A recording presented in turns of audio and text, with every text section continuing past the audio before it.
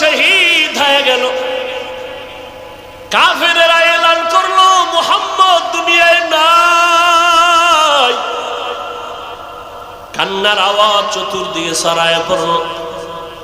বেলাল পয়গম্বরের সাহাবী আজান দিতেছেন। ওই বেলালের কানে আজানের মাঝখানে আওয়াজ আসছে মদিনার নবী জিন্দা নাই। আজান বাদ দিয়া মাঝখান থেকে দৌড়ায় আমার নবীকে দেখার জন্য। যেই নবী দুনিয়াতে নাই তার জন্য আজান দিলাম, সে না থাকলে আজান আর দিব না। ঠিকই নবীর ইন্তেকাল যখন হয়ে গেল, বেলাল বলে আর মদিনায় থাকতে পারি না, আজান আমি দিয়া সহ্য করতে পারি না। সিরিয়ার জমিনে বেলাল চলে গেল। বেলালের কণ্ঠের আজান যদি না হয়, ফজরের অন্ধকার আলোকিত হয় না। যদিও 10 জন সাহাবাদের মধ্যে বেলালের নাম নাই, কিন্তু নবী কয় আমি জান্নাতে গিয়া বেলালের আওয়াজ পেয়েছি, হাঁটার আওয়াজ। হৃদয়টাকে এত পবিত্র পরিশুদ্ধ করেছে। ও যুবক, তুমি স্কুলে পড়ো, কলেজে পড়ো, তুমি ডাক্তারি পড়ো, ইঞ্জিনিয়ারিং পড়ো, হৃদয়টারে পরিষ্কার করো, নেফাকি দূর করো। আল্লাহর কোরআনের নূর সিনায় ঢুকাও। কোরআনওয়ালা উলামায়ে কেরামদের মহব্বত অন্তরে জায়গা করে নাও। বেয়াদবি আচরণ থেকে নিজেকে বাঁচাও। নবীজির মহব্বত অন্তরে ধারণ করো আর আল্লাহর কাছে দোয়া করো, হে মালিক, যেই নবীর এত গুণগান শুনি ওই নবীর রওজার পার্শ্বে দাঁড়া একটু সালাম দেওয়ার তৌফিক আমারে দান করো। ওই নবীর রওজায় গেলে চোখের পানি ধরে রাখা যায় না। যেই নবী গোটা দুনিয়া পাগল করে ওখানে আছেন, ওই নবীর দান শহীদ হয়ে গেল। নবী এত কষ্ট করলেন দিনের জন্য। উহুদের পাহাড়ের পাদদেশে নবীকে নিয়ে যখন বসাইলেন হযরত আলী সহ ভিন্ন সাহাবায়ে কেরাম, ওখান থেকে ১৫০০ বছর হয়ে গেছে নবী নাই, এখনো মিশকের ঘ্রাণ পাওয়া যায়। ওই উহুদের ময়দানে ৭০ জন সাহাবা, এদের কবর ওখানে পাহারা দেয়। বাংলাদেশি কিছু বান্দা ওখানে আছে। উহুদের শাহাদাত বরণকারীদের এরিয়াটা বাউন্ডারি করে দিছে সরকার, ভেতরে ঢোকা যায় না। বাংলাদেশি সহ আরো অনেক আলেমরা পাহারা দেয়, ওই দেশের আলেম আছে। একজনে সেদিন বললেন, হুজুর আল্লাহর কসম, উহুদের এই ময়দানে যদি রাত্র 2টার পরে আসেন, মিশকের ঘ্রাণ বের হইতে থাকে। ওখানেই তো নবীর জন্য দ্বীনের নিসবতে জীবন দিয়েছে রাসূলের কলিজার টুকরা আপন চাচা বীর আমির হামজা, যার কলিজা বের করে আবু সুফিয়ানের স্ত্রী হিন্দা চাবায়া চাবায়া খাইছিল। এর নবীর উম্মতের দল ও উহুদের ময়দানে পয়গম্বরের আরেকজন সাহাবী হানজালা রাদিয়াল্লাহু তাআলা আনহু বাসর রাতে চলে আসছে। গোসল না করিয়া নবী নাই খবর শুইনা হাজির। ও আল্লাহর বান্দারা, তোমার নেতার বিরুদ্ধে, নেত্রীর বিরুদ্ধে কথা বললে তুমি আন্দোলনে নামো, বিরোধিতা করো। নবীর বিরুদ্ধে কথা হয়, বলো তোমার আন্দোলন তখন কোথায় থাকে? ইসলামের বিরুদ্ধে, কোরআনের বিরুদ্ধে কথা হবে, মুসলমান আন্দোলন করবে না, ঘরে বসে থাকবে, এটা কখনো হতে পারে না। নবী নাই খবর শুনিয়া সাহাবায়ে কেরাম ঘর থেকে দৌড়ায়, হানজালাও দৌড়ায়। ৭০ জন সাহাবা শহীদ হয়ে গেছেন। নবী বললেন, এদের তাড়াতাড়ি জানাজা পড়ে দাফন দাও, গোসলের দরকার নাই। যেই পোশাকে তারা মরেছে, শহীদ হয়েছে, এই পোশাকে হাসরের ময়দানে উঠবে। কিয়ামতের দিন এদের গায়ে রক্ত মাখা দেখবে। আল্লাহ ডাকবে, শহীদরা আসো, বিনা হিসাবে জান্নাতে যাও। হঠাৎ নবীর কানে একজন সাহাবিয়া মহিলা এসে বলেন, ইয়া রাসূলুল্লাহ, শাহাদাত বরণকারী সাহাবাদেরকে আপনি বিনা গোসলে জানাজা পড়ায় কবর দেন, একজন সাহাবী তারে আপনি বিনা গোসলে কবর দিবেন না। হানজালা ফরজ গোসল অবস্থায় চলে আসছেন, গোসল করে নাই, শুনছেন নবী নাই, অমনি দৌড়ায় চলে আসছে তরবারি নিয়ে। নবী বলেন খবর দাও, খুঁজো হানজালার লাশ, গোসল দেওয়া লাগবে। জিব্রাইল আমিন এসে নবীকে বলেন ইয়া রাসূলুল্লাহ, যেই সাহাবী দ্বীনের নিসবতে আপনার মোহাব্বতে ফরজ গোসল বাদ দিয়া চলে আসছে বাসর ঘরে বিবির মায়া ছাড়িয়া, ওই সাহাবীর গোসল আল্লাহ জান্নাতের পানি দিয়া ফেরেশতার মাধ্যমে করায় দিয়েছে। এরে যুবক আল্লাহর গোলাম, ওই সাহাবাদের আদর্শ অন্তরে লালন করো, এখনো সময় আছে, তওবা করে নাও। বিজয়টা তোমার কেমন তুমি ভাবনি? ইমানদারের ভাবনা বেঈমানের ভাবনা কখনো এক না। একজনে আমার মুমিনের সালাম দিয়া কয় কেমন আছেন, বলে আমার ইমানের হালাত ভালো, তো আলহামদুলিল্লাহ আমি ভালো আছি। আমার ইমান আমলের হালাত খারাপ, তো আমি বলতে পারি না ভালো আছে, আমি বড় খারাপ আছি। আর তোমার চিন্তা চেতনা, তোমার বাড়ি আছে, গাড়ি আছে, টাকা পয়সা, ব্যবসা ভালো, তুমি ভালো আছো। নামাজ যে পড়লা না, এই বিষয়ে তোমার ভালো মন্দের কোনো বিচার হলো না। এখনো সময় আছে, তওবা করে নাও, আল্লাহর কাছে অন্তর খুলে তওবা করো। হে মালিক, তোমার নিয়ামতের হায়াত না থাকলে বাঁচার উপায় নাই। তোমার নিয়ামতের নিঃশ্বাস যদি বন্ধ হয় আর উঠাইতে পারবো না।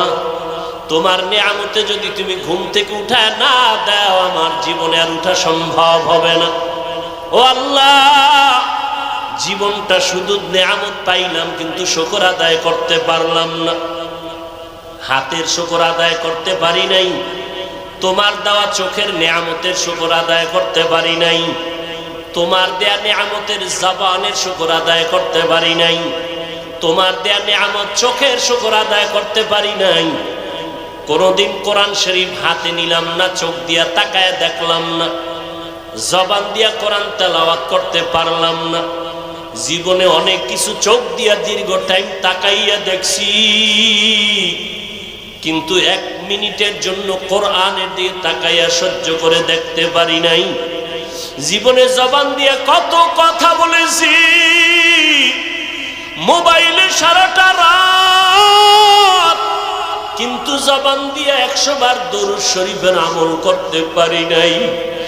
জবান দিয়া কোরআন তেলাওয়াতের আমল করতে পারি নাই। এই হাতের দ্বারা কত লেখাই যে জীবনে লেখলাম, কিন্তু হাতের দ্বারা কোরআন ধরিয়া ধরিয়া লাইনে আঙ্গুল টেনে পড়তে পারি নাই। হিসাব মিলায় দেখলাম আমার মতো নাফরমানের এই জমিনে কেউ নাই। ও যুবক বাবারা, বৃদ্ধ বাবাজিরা, পর্দার আড়ালের মা বোনেরা, আল্লাহর কাছে নিয়ামতের হিসাব কিন্তু দিতেই হবে। আল্লাহর দেওয়া নিয়ামত পাইলেন, আল্লাহর দেওয়া বাতাস বড় নিয়ামত, আল্লাহর দেওয়া পানি বড় নিয়ামত, সূর্যের আলো বড় নিয়ামত। সব কিছু ভোগ করলেন, শুকর আদায় করলেন না। আল্লাহর নবী দোয়া শিখাইছেন, যখন ঘুম থেকে তুমি উঠবা আলহামদুলিল্লাহ বলে শুকর আদায় করো। নামাজ আদায় করবা, সেজদায় গিয়া সুবহান রব্বিয়াল আলা বলবা। আজকে ঘুম পাইয়া ঘুমাইলা, ফজরের আজান কানে আসলো, মসজিদে হাজির হতে পারলাম না। এখনো সময় আছে, তওবা করে নাও। কত আল্লাহর বান্দার খবর পাই, নিজেও নামাজে ফজরে যায় না, অনেক ভাড়াটিয়ারা যেতে চায়, গেটের চাবি দেয় না নামাজে যাওয়ার জন্য। ও হতভাগা কপাল পোড়া ঘরের মালিক, এখনো সময় আছে, পায়ে হাত রেখে বলি তওবা করে ফিরে আসো। তোমার ঘরের ভাড়াটিয়া এমন হওয়া চাই যে 5 বেলার নামাজে জামাতে যাবে। এমন একজন কর্মচারী তুমি বাড়ির মধ্যে রেখে দাও, কাজের মানুষ, যে তোমার ভাড়াটিয়াদেরকে 5 ওয়াক্ত নামাজে ডাকবে, চলো নামাজের সময় হয়ে গেছে। তোমার ঘর আমার আল্লাহর রহমত দ্বারা ভরপুর হয়ে যাবে, ফেরেশতারা পাহারা দিবে। ও যুবক বাবারা, স্কুলে পড়ো, ব্যবসা করো, মাওলার কোরআন তেলাওয়াত করো, দোকানে বসে আসো, বাজে কথা না বলে, মোবাইল না দেখিয়া, দরুদ শরীফ পড়ো, ইস্তেগফারের আমল করো। পর্দার আড়ালের মা বোনেরা, ফজরের নামাজ পড়ো, সূরা ইয়াসিনটা তেলাওয়াত করে নাও। যোহরের নামাজ পড়ে সূরা ফাতিহা তেলাওয়াত করে নাও বা সূরা আর রহমান। আসরের নামাজ আদায় করে সূরা নাবা তেলাওয়াত করে নেন রে মা। মাগরিবের নামাজ আদায় করে সূরা ওয়াকিয়া তেলাওয়াত করেন। এশার নামাজের পরে মা সূরা মুলক তেলাওয়াত করেন। পাঁচ বেলার নামাজে 5টা সূরার আমল। নবীজির মোহাব্বত নিয়া ওযু সহকারে নির্জনে বসিয়া কমপক্ষে 100 থেকে 300 বার দরুদের আমল করেন। ইনশাআল্লাহ আমি চ্যালেঞ্জ করে বলবো, আল্লাহ পাক যদি কবুল করেন দরুদের আমলের বরকতে মুসিবত দূর হবে। মদিনার রওজা বাইতুল্লাহ যেতে পারবেন, অন্তত ঘুমের ঘরে আমার নবীর সাথে মোলাকাত হয়ে যাও। এখনো সময় আছে, তওবা করে আমার আল্লাহকে মনে মনে ডাকেন। আমার আল্লাহ তো আপনার অন্তরের দিকে তাকায় আছে রে গুনাহগারেরা, কখন তুই একবার আল্লাহ বলিয়া ডাক দিবি, কখন তুই গুনার কথা স্মরণ করে 2 ফোঁটা চোখের পানি ছেড়ে কাঁদবি। ও যুবকেরা, অন্তরটা যদি একটু নরম করতে পারো, তোমার আমার মতো কত যুবকের জীবন চলে গেল। পানির নিচে যুবকের লাশ, গাড়ির নিচে যুবকের লাশ, এই আন্দোলনে কত যুবকের লাশ চলে গেল। ও আল্লাহর বান্দার, আগুনে পুড়িয়া কত লাশ চলে গেল, পানি বন্যায় কত মানুষ চলে গেল। তুমি আমি রাতের বেলা ঘুমাইব, রাতের বেলা ঘুমের পরে সকালে উঠার কোনো গ্যারান্টি নাই। ঘর থেকে বের হয়ে যে রাস্তায় যাও, ঘরে আসার কোনো গ্যারান্টি নাই। ও আল্লাহর বান্দারা, এখনো সময় আছে, 2 ফোঁটা চোখের পানি ছেড়ে গুনার কথা স্মরণ করে তওবা করো। মনে মনে আল্লাহকে বলো, আল্লাহ তোমার কোরআনটা বুকে লাগায় জবানে তেলাওয়াতের তৌফিক দাও। স্কুলে পড়ো, কলেজে পড়ো, চাকরি করো, বাধা নাই, কোরআন তেলাওয়াত বন্ধ করবা না। মনে মনে আল্লাহকে বলো, আল্লাহ আমি স্কুলে পড়ার কারণে কোরআন থেকে অনেক দূরে সরে গেছি, আজকে থেকে আমি চেষ্টা করব তোমার কোরআনটা শিখার জন্য, তেলাওয়াতের জন্য। ও আল্লাহ, আমি স্কুলে পড়িয়াও নামাজ আর ছাড়ব না। আয় আল্লাহ, জবানকে হেফাজত করব। তোমার মতো কত যুবক স্কুল কলেজে পড়িয়াও নামাজ ছাড়ে না, তেলাওয়াত করে, নামাজ পড়ায়, তুমি কেন পারবা না রে বাবা? তোমার মতো কত যুবক জেনারেল লাইনে থাকিয়াও ব্যবসা চাকরি করিয়া নামাজ ছাড়ে না, দাড়ি কাটে না, তুমি কেন পারবা না? আল্লাহর কাছে তওবা করো, চোখের পানি ছাড়ো। চোখে যদি পানি না আসে, নবী বলেন কান্নার বাহানা করো, তাতেও বড় সওয়াব।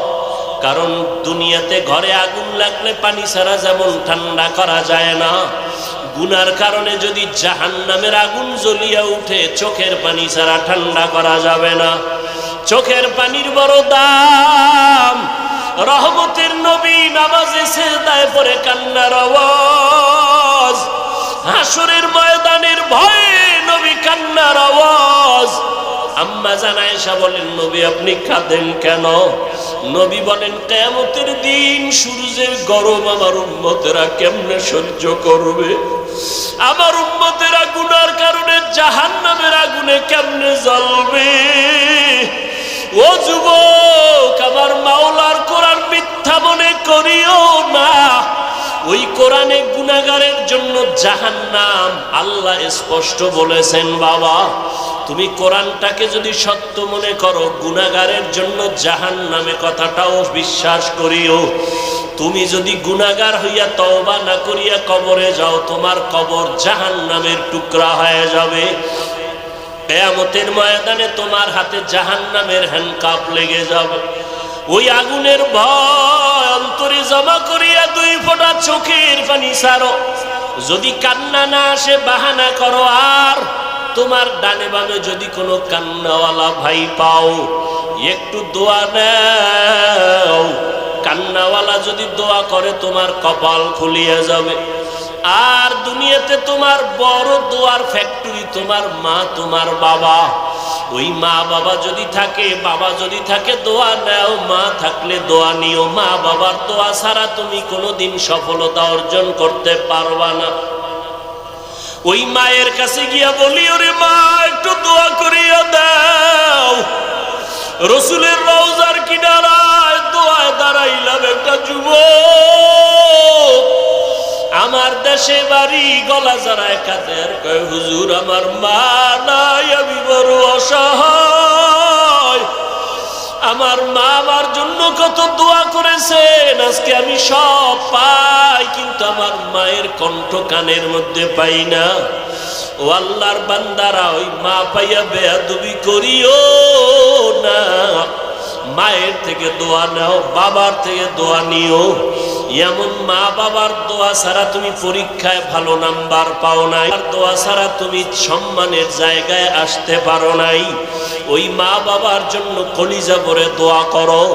বেঁচে থাকলে মাকে বলিও, মা কত অজান্তে বাজে কথা বলছি, তুমি কষ্ট পেয়েছো, আজকে মাফ করিয়া দাও। আমি গুনাহগার হইয়া কবরে যাব না, তুমি দোয়া করো, আমি তওবা করতেছি। আর নামাজ ছাড়বো না, দাড়ি কাটবো না, বেপরদায় চলবো না, কারো সাথে খারাপ ব্যবহার করব না। নবীজির তরিকা মেনে মা বাবা তোমার দোয়া নিয়া, ওলামায়ে কেরামের পরামর্শ নিয়ে চলবো, বিরোধিতা করব না। তওবা করার মতো যদি কারো অন্তর তৈরি হয়, তওবার খাঁটি নিয়ত যদি থাকে, দুটো হাত আমার আল্লাহকে দেখায়া দাও। আয় আল্লাহ আমাদের হাতগুলো কবুল করে নেন। আয় আল্লাহ আমরা গুনার থেকে তওবা করতেছি, আর গুনাহ করব না। আয় আল্লাহ আপনার নাফরমানি করব না। ওলামায়ে কেরামের পরামর্শ নিয়ে মা বাবার দোয়া নিয়ে চলবো। আমাদের তওবা কবুল করে নেন। নবীজির সুন্নাত অনুযায়ী চলার তৌফিক দান করেন। তওবার উপরে মজবুত হয়ে চলার তৌফিক দান করেন, আমিন। আলহামদুলিল্লাহি রাব্বিল আলামিন, والصلاة والسلام على سيد الأنبياء والمرسلين وعلى آله وأصحابه أجمعين يا أرحم الراحمين يا أرحم الراحمين يا أرحم الراحمين رب ارحمهما كما ربياني صغيرا اللهم إنك عفو كريم تحب العفو فاعف عنا اللهم إنا نسألك رضاك والجنة ونعوذ بك من سخطك والنار اللهم إنا نسألك رضاك والجنة ونعوذ بك من سخطك والنار ও দয়ার মালিক, গুনাহের বোঝা নিয়ে আপনার দরওয়াজায় হাত তুলেছি। কত উলামায়ে কেরাম, কত দাড়িওয়ালা মুরব্বী হাজী সাহেব, কত ব্যবসায়ী, কত চাকরিজীবী, কত যুবক, কত ছাত্র ভাই, কত মা বোনেরা আপনার দরওয়াজায় হাজির। আয় আল্লাহ, আপনি যেদিন দুনিয়ায় পাঠাইছিলেন কত আনন্দিত ছিল আমার মা বাবা। আজকে গুনার কারণে আমার জীবনটা বড় নাপাক হয়ে গেছে। আয় আল্লাহ, গুনার কারণে চোখে পানি নাই, দিলটা গুনার কারণে পাথর। আয় আল্লাহ, আমার ডানে বামে কত আপনার গোলামরা কান্না করে চোখে পানি। আমার কপাল বড় খারাপ, আমার চোখে পানি নাই। গুনার কারণে আমার হাত না পাক, আমার জিহ্বা না পাক, আমার চোখ না পাক, আমার অন্তর না পাক। আয় আল্লাহ, তওবার নিয়ত করেছি, আর হাতের দ্বারা গুনাহ করব না। আয় আল্লাহ, চোখের দ্বারা গুনাহ করব না, জবানের দ্বারা আর গুনাহ করব না রে আল্লাহ। অন্তর থেকে তওবা করতেছি। আয় আল্লাহ, অন্তরের কল্পনার গুনাহের থেকে বাঁচতে চাই। হাতের গুনাহ থেকে বাঁচতে চাই, চোখের গুনাহের থেকে বাঁচতে চাই। মরণের তো আর সময় মনে হয় বাকি নাই। চোখের সামনে আমার মতো কত যুবকের লাশ। আয় আল্লাহ, এমন একটা দিন নাই যে লাশের খবর পাই না। মনে করছিলাম বুড়া হওয়ার আগে বুঝি মরব না, অথচ আমার মতো বহু যুবক চলে গেল। আয় আল্লাহ, গুনাহগার হইয়া কবরে যাইতে চাই না।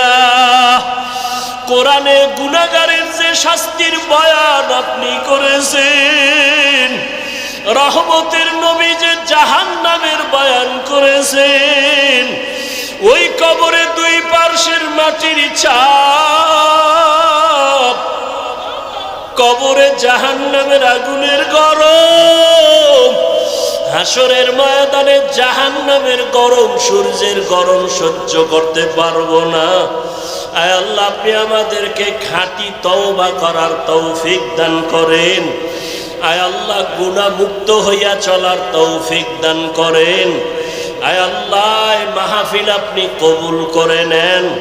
আয়োজনকারী, সহযোগিতাকারী, দান সদকাকারীদের কবুল করে নেন। এলাকায় শান্তি দান করেন আল্লাহ। ব্যবসা করে, চাকরি করে বরকত বাড়ায় দেন। আয় আল্লাহ, আমার কলিজার প্রত্যেকটা যুবকের দিনের খাদেম বানায় দেন। আয় আল্লাহ, পর্দার আড়ালের মা বোনদের আবেদা পর্দানিশী বানায় দেন। আয় আল্লাহ, মুরব্বীদের হায়াতে বরকত বাড়ায় দেন। সারা দুনিয়াবাসীকে মাফ করে দেন। আয় আল্লাহ, মুসলমানের ইসলামের হেফাজতের ব্যবস্থা করে দেন। বাংলাদেশ শান্তির দেশ বানায় দেন। আয় আল্লাহ, বন্যায় যারা দুনিয়া থেকে বিদায় হলো, বিভিন্ন ভাবে অ্যাক্সিডেন্টে যারা চলে গেল, তাদের জান্নাত দান করেন। যারা অসুস্থ আছে কুদরতের দ্বারা সুস্থ করে দেন আল্লাহ। আয় আল্লাহ, যারা অসহায় মুসিবতে আছে কুদরতের দ্বারা শান্তির জিন্দেগি দান করেন। আয় আল্লাহ, আমাদের পরস্পরে হিংসা দূর করে মোহাব্বত বাড়ায়া দেন। উলামায়ে আহলে হকের এক বানায়া দেন। উম্মতের অন্তরে মোহাব্বত বাড়ায়া দেন। নবীজির সুন্নাতওয়ালা জিন্দেগি দান করেন। আয় আল্লাহ, ঘরে ঘরে সুন্নতের বাতি জ্বালায়া দেন। সহিভাবে সবাইকে কোরআন পড়ার তৌফিক দান করেন। 5 ওয়াক্ত নামাজি বানায়া দেন। আয় আল্লাহ, সবাইকে দিনের খাদেম বানায়া দেন। আয় আল্লাহ, মিথ্যা মামলা থেকে মুক্তির সবাইকে ব্যবস্থা করে দেন। জালেমদের জুলুম থেকে সবাইকে হেফাজত করেন। আয় আল্লাহ, চলার পথে ইজ্জতের সাথে হেফাজত করেন। আওয়াজে কথায় রুহানিয়াতে স্পষ্টতা বাড়ায়া দেন। উলামা তোলাবা উম্মতের অন্তরে ইজ্জত মুহাব্বত বাড়ায়া দেন। আয় আল্লাহ, ইলম হিলম হিকমত আমলে বরকত দান করেন। আয় আল্লাহ, নবীজির রওজায় গিয়া সালাম দেওয়ার তৌফিক দান করেন। বাইতুল্লাহর গিলাফ ধরে লাব্বাইক বলার তৌফিক দান করেন। আয় আল্লাহ, আমরা যারা হাত তুলেছি জানি না কার মা নাই, কার বাবা নাই। অন্ধকার কবর থেকে দোয়া চায় ও সন্তান, ওই মা বাবার চেহারাটাও কি মনে পড়ে না? ও আল্লাহ, জানি না কারা এখানে ইয়তীম। মেহেরবানি করে সবার কবর জান্নাত বানায় দেয়।